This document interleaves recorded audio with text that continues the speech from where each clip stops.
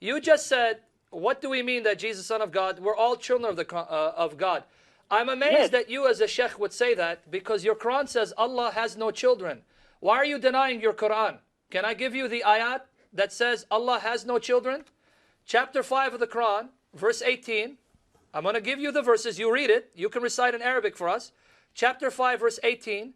Chapter 19, Surah Al-Maryam, chapter 19, verses 88 to 93. And chapter 21, verse 26 says, Allah has no son. Jews and Christians are not his children. You just said in front of everyone, you're a sheikh, you've studied the Quran, and I'm sure you know it in Arabic and you recite it in your Arabic prayers. We are children of God. So if you're right, Muhammad is wrong. No, don't say that. This is okay, let me read it. Let me read it. You said it doesn't say that. Let me explain for you. If you said God, the mighty God, if you said Jesus begotten, that means God married a woman. That's not what it means. No. That is a misunderstanding of Muhammad himself, not a misunderstanding of Christians. No, don't say about that about Prophet Muhammad. Say. Yeah, he didn't understand. Muhammad didn't get it. Muhammad had no clue what Christians believe. He had no clue. The only time he said the Trinity, he said the Father and Mary, right? The Father and Mary and the Son. That's not even right. Christians don't even believe that. And Pastor Joe, he said I'm wrong. Okay, are you saying Jesus begotten Son? Okay. Begotten, like God had a begotten Son? Okay, Sheikh. That is what you mean? Sheikh, because you want me to answer? Brother, you have to say your word correctly and right. Don't mislead the people. Okay. Sheikh, can we answer you now? Can I answer you? You're going to be screaming. One will punish you. So don't dismiss the word of Allah. Okay, Sheikh, let Sam answer, or we're going to have to go to the next caller. Sam. If you're going to keep screaming, that means you're not here to dialogue. You just want to intimidate. We're not intimidated because our God is real. We fear no man. So, do you want me to answer you, Sheikh? Or you want to keep screaming? You ask.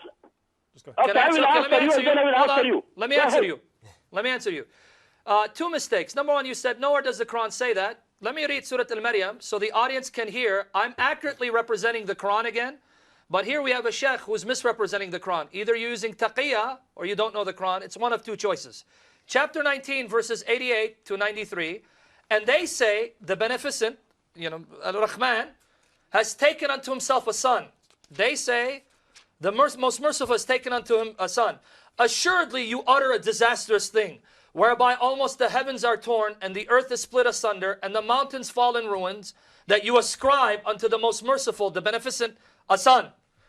And then it says, when it is not meet for him to have a son, that he should take a son, there is none in the heavens and the earth, but comes unto the most merciful as a slave. The highest relationship you have with your God is slave to master. So you're wrong. You don't believe we're the children of God.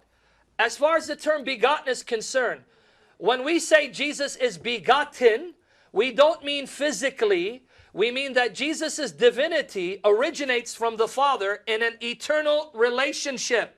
Jesus is eternally the Son of God, in eternal relationship with the Father. And this is why we say begotten, not made. We don't believe he's created. We don't believe he's the byproduct of sexual intercourse, which the Quran mistakenly assumes that's the only way Allah can have a son. But then Muhammad contradicts himself in the Quran.